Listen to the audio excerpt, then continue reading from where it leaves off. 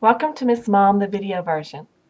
I will admit that this is still a new format for me and I'm still learning how to use video and editing and all the things that go with it. Hopefully over time things will improve. Now I will not be using video for every Miss Mom because not every topic is conducive to that type of format, but I will be spending more time in front of the camera, and I guess that just means that I can't write my column in my pajamas and with my hair in scary mode anymore. I'll spare you that sight and let you keep that image from your own imaginations. So, what am I going to discuss this week? I'm going to discuss cooking and the fact that I didn't do a very good job of teaching all my children how to cook. Now, I have freely admitted on this column several times that my cooking skills are moderately adequate.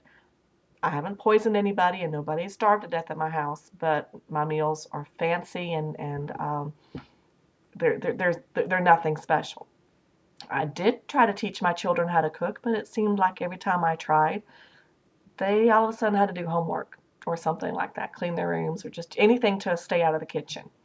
And I will admit that I didn't insist on teaching them that hard because it just wasn't worth the trouble. But somehow they managed to learn how to cook anyway, at least most of them. My oldest, Michael, he's a really good cook, and everything that I've ever had that he's eaten has been absolutely delicious.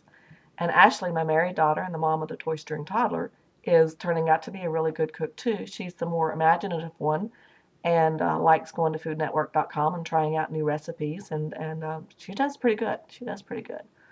Megan, on the other hand, is an excellent cook when it comes to boxed macaroni and cheese and boiling hot dogs. That is why I was a little bit surprised when she called me at work yesterday. I had to work on a Sunday, which isn't something that happens all the time, and I knew it was going to be after supper time before I got home from work. And she called and asked me whether or not I would like biscuits and gravy or pancakes for dinner. And I thought, oh, cool, breakfast for supper, and Ashley's going to be cooking those. That's great, goody. I'm all for that nice comfort food. Then I get a second call. Mom, Megan asked, how do you make biscuits? Now, any of you guys who have ever made biscuits from scratch knows that it is not an easy thing to describe how to do over the phone.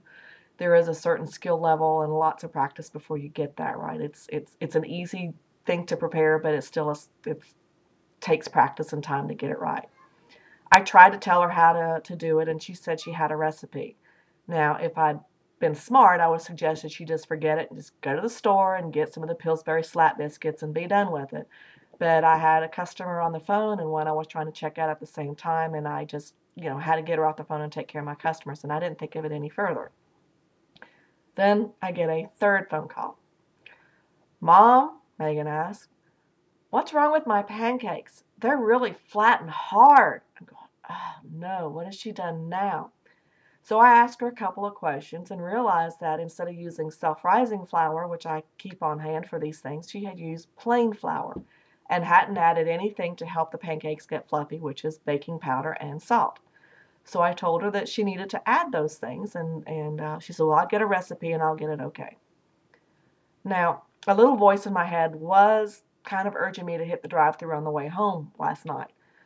But I'd already hit that drive-thru one time too many this past week, and I didn't want fast food again. Besides, I was tired. It was raining. I just wanted to go home. It had been a long, hard week. Surely, dinner wasn't going to be all that bad. Well, this is a biscuit. You can see it is not fluffy. It is kind of sort of round, but it has no absorption value whatsoever when it comes to absorbing gravy. Now, I will admit, the gravy that Megan made really wasn't all that bad. It had all the qualities that gravy was supposed to have. It wasn't bad for a first attempt at gravy. It was actually edible. The biscuits were edible, and the pancake was edible, but they were had a little bit of a baking powder aftertaste. I guess I need to lay in a supply of pancake batter mix and tubes of those slap biscuits. They're the tubes of Pillsbury Doughboy biscuits you slap on the counter to open up. And I guess I need to give her some more cooking lessons, now that she's actually expressing some interest in learning how to cook. We'll see how that goes. That's it for this Mom this week. See you soon.